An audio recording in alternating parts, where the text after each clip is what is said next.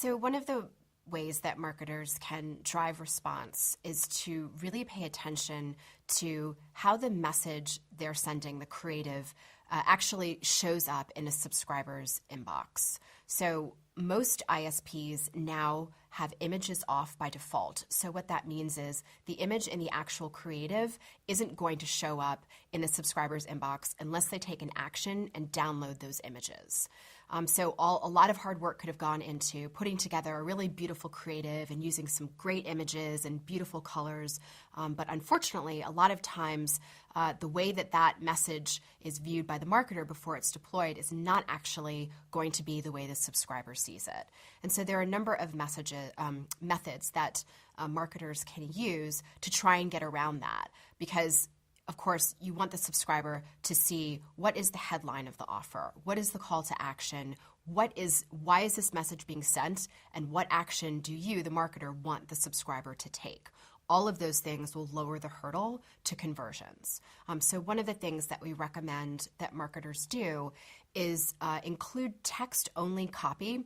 We sometimes call it mouse type at the top of the email creative. And it's basically the tiny little text that you see at the top.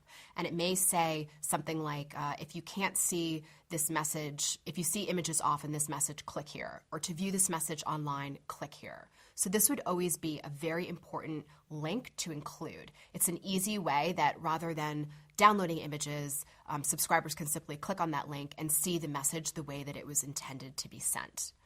Another thing that we recommend is actually having a text-only headline in that space as well. So, save 20% off on our store-wide sale. Click here. So instead of the subscriber actually having to open the message, download the images, and then understand that that's the purpose of the message being sent, they don't even have to open it up. They can see the message in their preview pane and just click on that link to act on the offer. The preview pane is a very important concept. Most subscribers use a preview pane to view their messages. So rather than opening up the whole message, they'll quickly skim through their inbox and they'll quickly skim through what is in the preview pane area. Generally, we see more people using a horizontal preview pane than a vertical preview pane. And so the top third of the email, what we sort of call the primary action area, it's incredibly important to pay attention to what goes in that area. So certainly having a logo, having a headline in text that states the purpose of the offer, having call to action buttons and links in that area is also going to be very important.